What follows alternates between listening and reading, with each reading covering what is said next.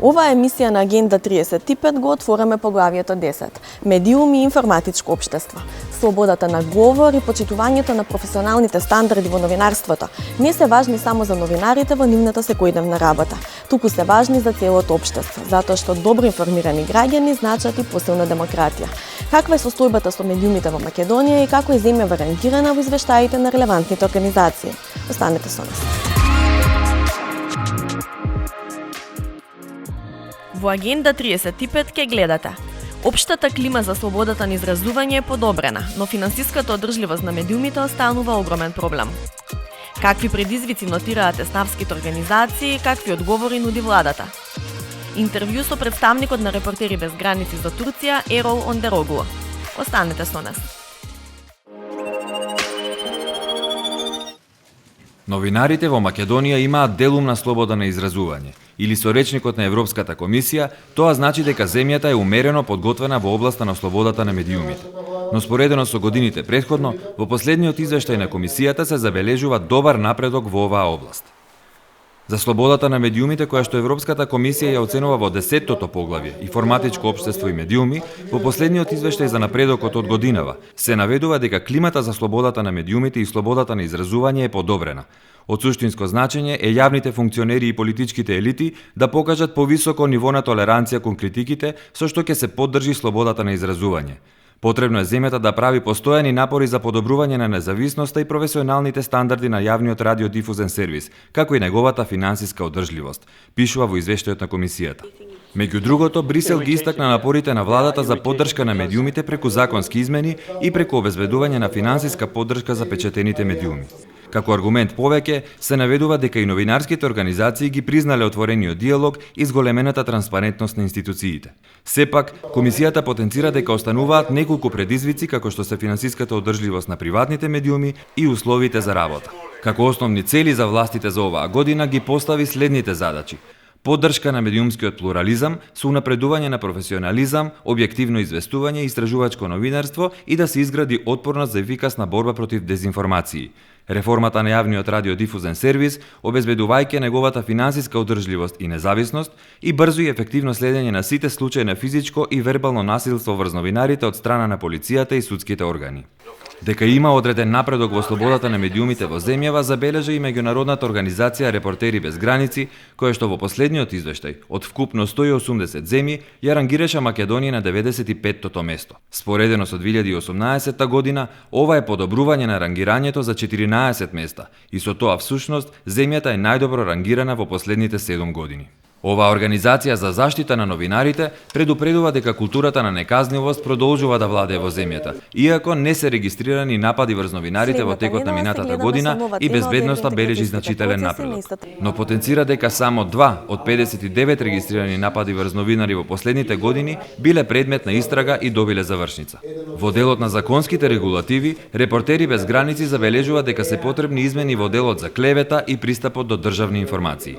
Освен тоа, како клучни слабости се наведуваат дека високи представници на власта навредуваат новинари во Северна Македонија. 2 години по промената на власта се уште нема ветената реформа на Законот за радиодифузна дејност.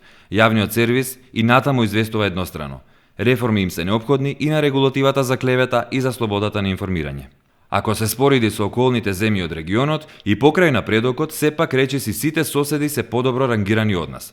Најдобро котира Словенија, која што е на 34-тото место, а повисоко од нас се и Босна и Херцеговина, Хрватска и Албанија. Само Црнагора и Бугарија од регионот се послабо рангирани. Медиумите и новинарите се многу послободни во своето изразување и во можноста да ја вршат работата без притисоци, закани или директна цензура, без разлика дали тие доаѓаат од политичките или од бизнис центрите на моќ. Ова е генералната оценка на представниците на новинарските здруженија кога се зборува за слободата на медиумите, споредено со состојбите од пред само неколку години. Да, сега можеме да зборуваме слободно, вели председателот на Здруженијето на новинари на Македонија, Младен Чадиковски, но за жал, медиумскиот простор е во постојана опасност од затворање на каналите на слободата. Еден од нив е финансискиот канал, смета Чадиковски, од кој во голема мера зависи слободата на изразување. Но што е она што ја прави ситуацијата многу по-тешка, да речам, и не така едноставна за наблюдување, тоа е што медиумите останаа финансиски зависни. Тие се зависни и понатаму и од политички центри на моќ, и од бизнис центри на моќ, и поради тоа и понатаму владее автоцензурата, а верувам дека таа ситуација е плодна почва утре, задутре, да повторно може да оваа демократија е кршлива, повторно може да завладее оној молк доколку некој така помисли дека треба. Затоа што едноставно инструментите за контрола врз медиумите се силни, а тоа е сопирање на нивната финансиска независност. Во такви услови ние не можеме да кажеме дека сме вистински слободни. Да, можеме да зборуваме слободно, меѓутоа стално врз нас виси еден темен облак на опасноста од затварање на тие сега канали слободни што постојат. Запирањето на директните владени пари преку рекламни или други кампањи во медиумите позитивно се одрази на ослободувањето на медиумите, но за жал, во нив завладеа апатијата и песимизмот, кои зависат од повеќе фактори. Дел од нив се очекувањата и инсистирањето на медиумската фела за реформирање од една страна и неспроведувањето на веќе донесените политики од друга страна, вели Билјана Петковска од Македонскиот институт за медиуми. Додека чекаме реформа, за жал не се спроведуваат ниту измените на начинот на избор на управните тела и директори на јавното радиодифузно предпријатие Македонска радиотелевизија и на Агенцијата за аудио и аудиовизуелни медиумски услуги, кои требаше да им донесат поголема независност на овие клучни медиумски тела. Другиот фактор е самата положба на медиумите, за чија промена потребни се системски закони, кои нема да зависат од политиката, туку од фелата и кои ќе бидат на ниво на европските стандарди за слобода на медиумите. Но тоа не само да биде на ниво на дел од законите, туку да биде на вистина имплементиран во праксата. Потребна ни е една широка акција во која што пред се медиумските професионалци, експерти, представници на државните органи кои што имаат ингеренции во медиумската сфера да отпочнат еден процес со кој што медиумската политика генерално на ниво на државата ќе биде изменета и ќе се постават основите на една политика која што ќе води кон понатамошен просперитет, развој, едно како да речеме оплеменување, да создадеме медиумска сцена која што пред се ќе ги еманципира граѓаните, ќе ги информира, ќе ги забавува, но и ќе ги еманципира. За целосно слободни медиуми потребни се повеќе елементи, од кои најважни се условите во кои работат новинарите, како и веќе споменатата финансиска одржливост на медиумскиот пазар. Од нив зависи и самата професионалност на медиумите, цел кон која треба да се стремиме, смета извршната директорка на Советот за етика во медиумите, Марина Тунева.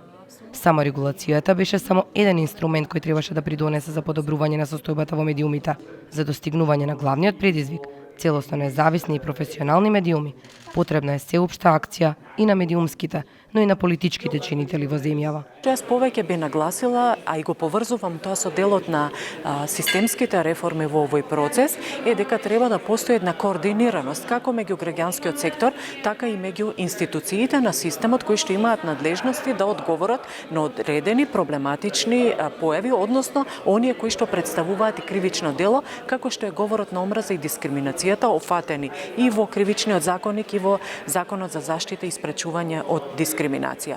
Исто така, важно е да на одредени случувања во медиумскиот простор и на таа непрофесионалност во медиумскиот простор заеднички може да биде одговорено, а и тоа веќе станува пракса од страна на саморегулативното тело и од страна на регулаторот. Кога таа координација се случува и е видлива за јавноста, тоа има многу подобар одзив и многу подобро се разбира од страна на самата публика. Сите се согласни дека владата наместо да чепка во медиумите преку планот за борба со дезинформациите, треба да си го среди својот двор и да ги вклучи професионалните здруженија во креирањето на законите кои ги тангираат медиумите. Ние се наоѓаме во една ситуација во која што и како медиумски активисти на некој начин апелираме за промена на овие практики, но практично преговараме со центри и на страна нели и на позиција и на опозиција и други фактори кои што креираат политичкиот живот, кои што се всушност би рекла и одговорни за оваа состојба и кај нив всушност лежи клучот за промена на состојбите. Освен што очекуваме да бидеме вклучени во сите овие процеси, за нас од клучно значење идеите да доаѓаат пред се од медиумската заедница и од граѓанскиот сектор, тие кои што работиме долго на наблюдување на појавите, на организации на кои што најчесто им се пријавуваат проблемите, да бидат тие кои што ќе го имаат главниот збор во процесите. Од владата пак велат дека силно ја подржуваат саморегулацијата на медиумите, но борбата со лажните вести не може да биде цел само на државните органи. Таа треба да биде заедничка. Оваа влада од првиот момент на стапување на власт до денески до крајот на мандатот никогаш нема ни да помисли да ја загрози слободата на говорење и изразување. Напротив, ќе прави се да ја промовира до максимум и да ја поддржи. Од тие причини не случајно сме најтранспарентна влада во регионот по сите истражувања. Не случајно транспарентност е на еден од столбовите. Ние ги презентираме информациите и се она што им е потребно и на медиумите и на граѓаните пред јавноста. Нема тајна. На тајното спротивставивме вистина и отвореност. Тоа е основа за медиумите да можат нормално да се работат својата работа. Дополнително се она што е потребно од аспект на законска регулатива го менуваме и го прилагодуваме на условите на медиумите. Таквиот концепт ќе продолжи понатаму. За неспроведувањето на законот за аудиовизуелни медиумски услуги, Поповски прстот го впери во опозицијата и во незината блокада на Комисијата за избори и именувања. Измените на другите закони, вели тој, ќе се направат преку дебата и со новинарските здруженија и со граѓаните. На крајот на краиштата, покрај саморегулацијата, се што треба да биде преточено во закон, кој тоа треба да го направи? Владата. А ако не партиципира овој сектор, новинарскиот, медиумскиот, јавноста, во носење на одлуките, владата, бидејќи има обврска да носи одлуки, може да ги донесе сама и да направи погрешни потези. Од тие причини, не само за оваа тема, 2,5 години сите можни закони се носат низ јавни, широки дебати и дискусии. Изгледа споро. Има нервоза во јавноста. Зошто не побрзо, зошто не одма? Ја ги разбирам луѓето. И јас сакам побрзо. Меѓутоа, подобро е поспоро да не направиме грешки, отколку една грешка да направиме и потоа да се каеме сите.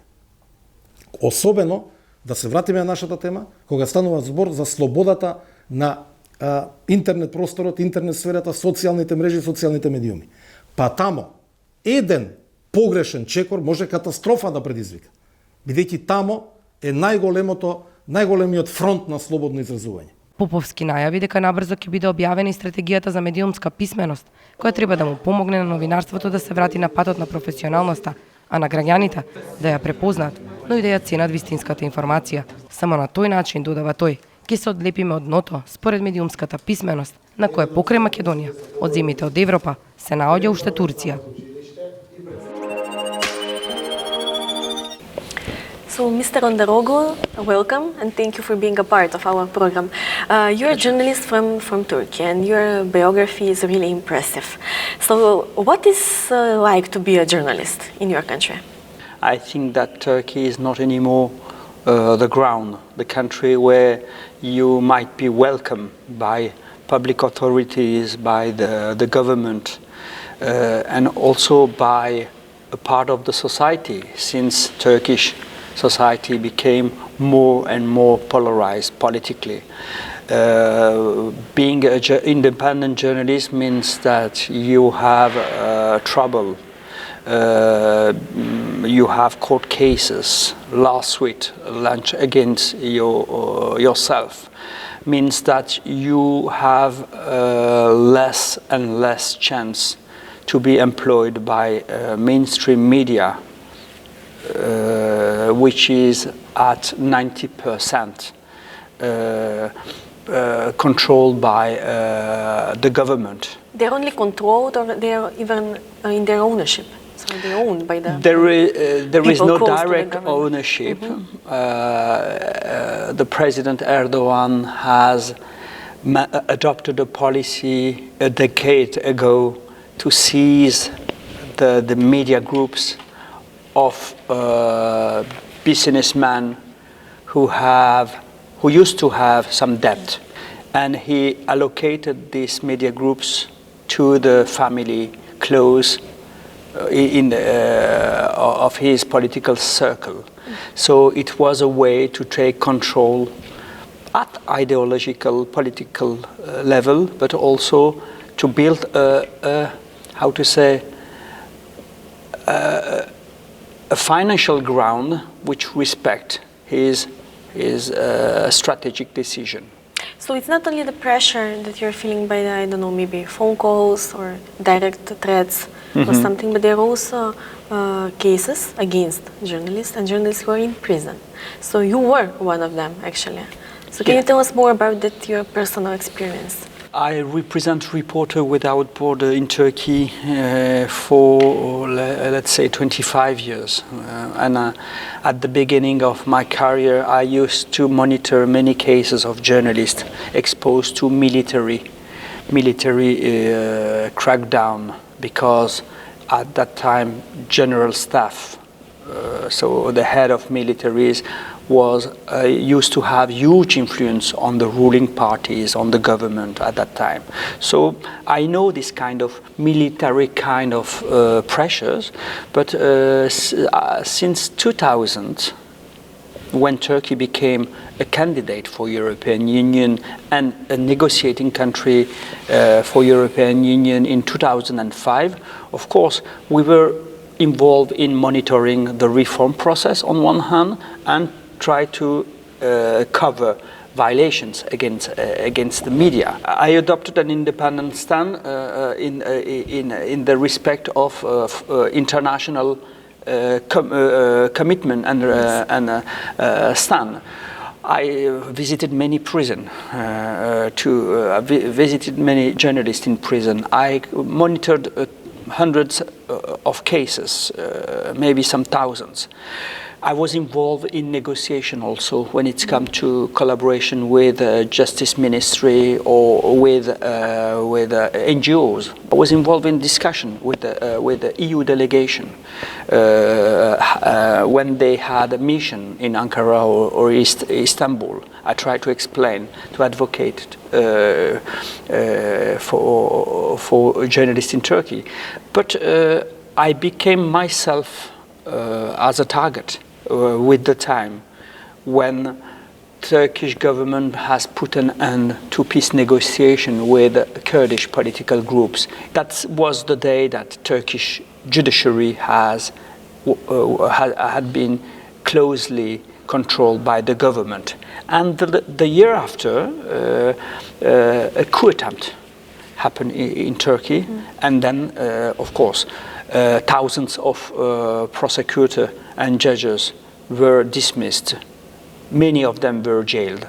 And of course, the nature or the judiciary body also have been closely deteriorated, because they were looking for new graduated students to hire them as a member of high criminal court or first instance court in many provinces of Turkey. But I was very lucky, let's say, to enjoy of this magnificent national and international mobilization. When I was handcuffed, when I was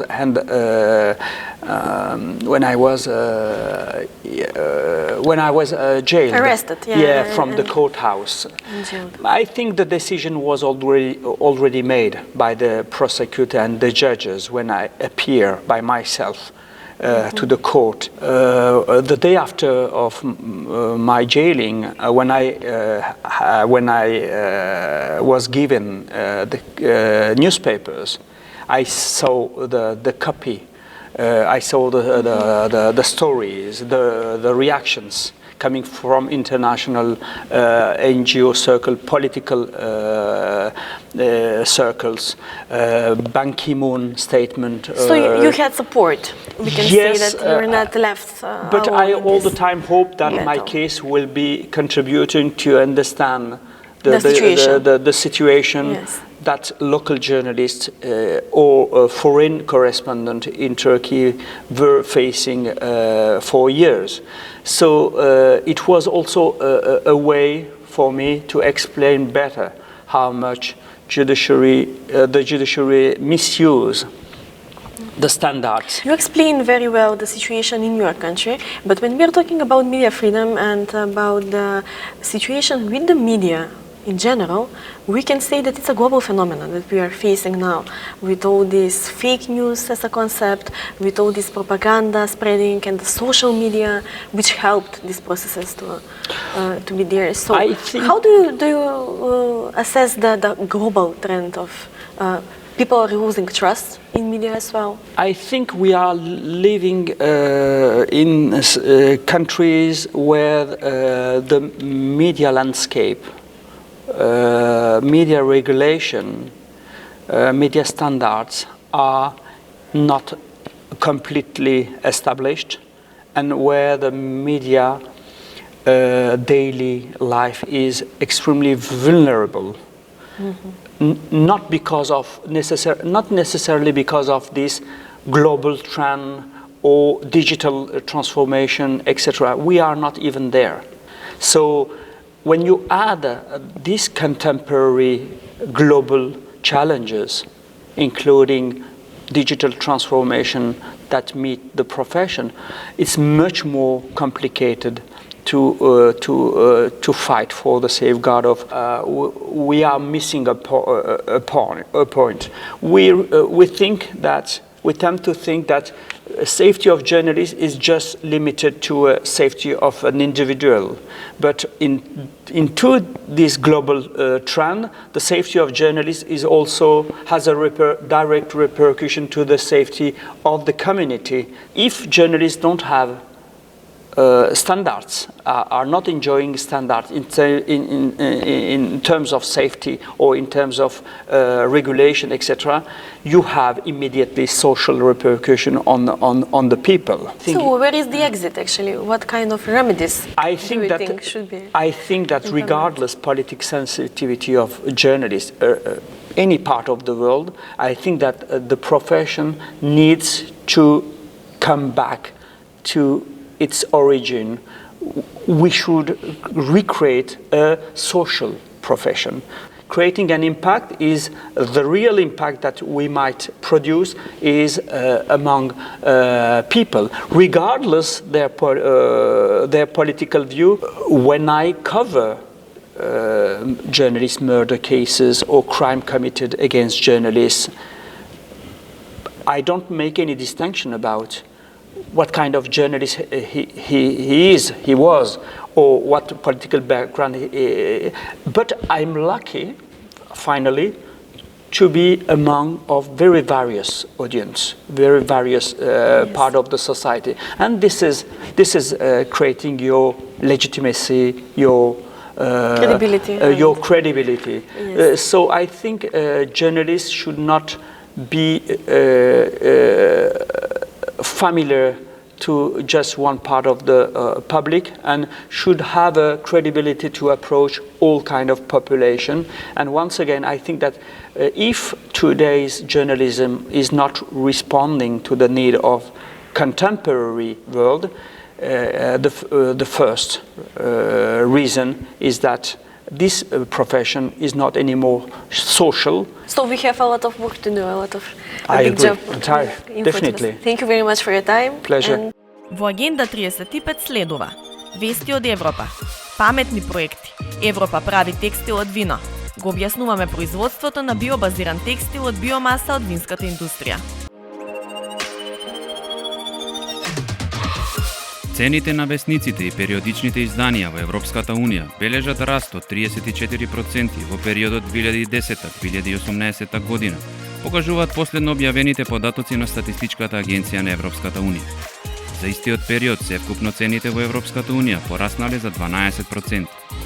Цената на весниците и периодичните изданија е зголемена во сите држави членки на Европската Унија, со исклучок на Кипар. Најголемо зголемување на цените е регистрирано во Малта и Литванија, со просечно зголемување од 8,2%, односно 6,9% на годишно ниво, додека цените на весниците и периодичните изданија во Кипар се намалиле во просек за 0,6% годишно. Како и да е, ако се разгледаат цените на различни производи и услуги поврзани со дејноста култура, движењето на цените многу се разликува од она кај весниците и периодичните изданија.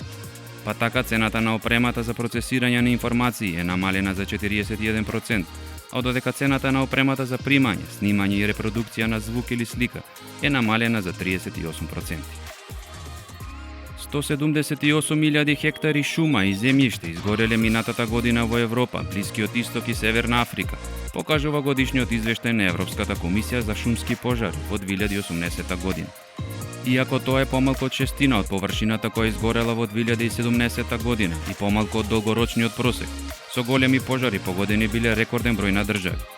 Најголем број пожари кои зафатиле најмалку 30 хектари, Европскиот информациски систем за шумски пожари регистрирал во Италија, Шпанија, Португалија, Обединетото кралство и Шведска.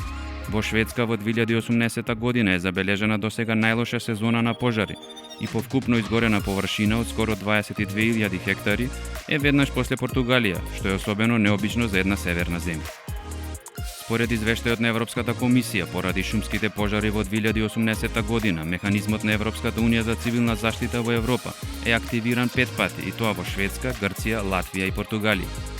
Мобилизирани биле 15 противпожарни авиони, 6 хеликоптери и повеќе од 400 пожарникари, а со 1,6 милиони евра Европската унија ги покрила транспортните трошоци за помош на погодените земји.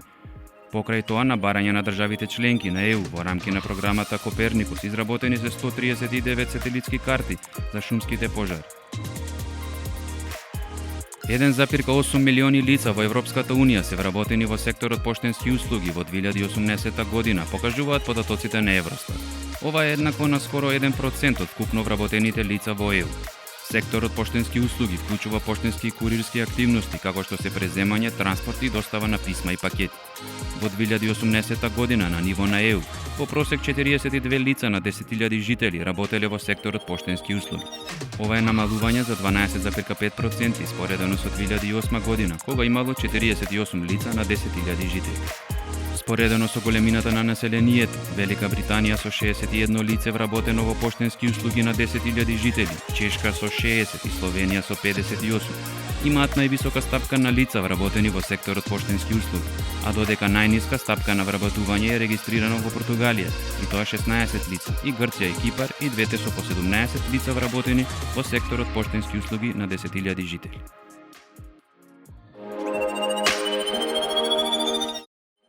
Модната индустрија се уште не може да најде зелена алтернатива на животинската и синтетичката кожа, а дебатата околу начинот на производството станува се поголема.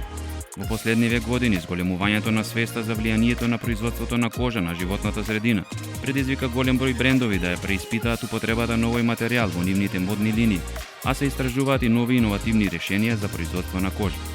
Така една компанија од Милано, Италија, понуди иновативна технологија фокусирана на производство на биобазиран текстил од биомаса од винската индустрија, односно од отпадот од гроžјето при производство на вино се произведува винска кожа. Производствениот процес на винската кожа е економичен и еколошки, бидејќи има минимална употреба на хемиски реагенси, не се потребни токсични растворувачи или опасни материи во процесот на производство или дополнителна вода.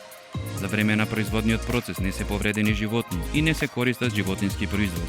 Инаку од 2,5 кг вински отпад, ушпи од зрна, дршки и семки, односно комења, може да биде произведено 1 метар квадратен винска кожа. Винската кожа е органска, нов вид биокожа. Мека е, мазна, стабилна, 100% одржлива, може соодветно да се обработува и да се рециклира, а веќе наоѓа примена во модната индустрија, потоа индустријата за амбалажа и мебел, како и автоиндустријата. Следната недела се гледаме со нова тема од евроинтеграцијските процеси. Доколку не пропуштите на македонската телевизија, следете на нашите официјални Инстаграм и Фејсбук профили на социјалните мрежи. Се гледаме.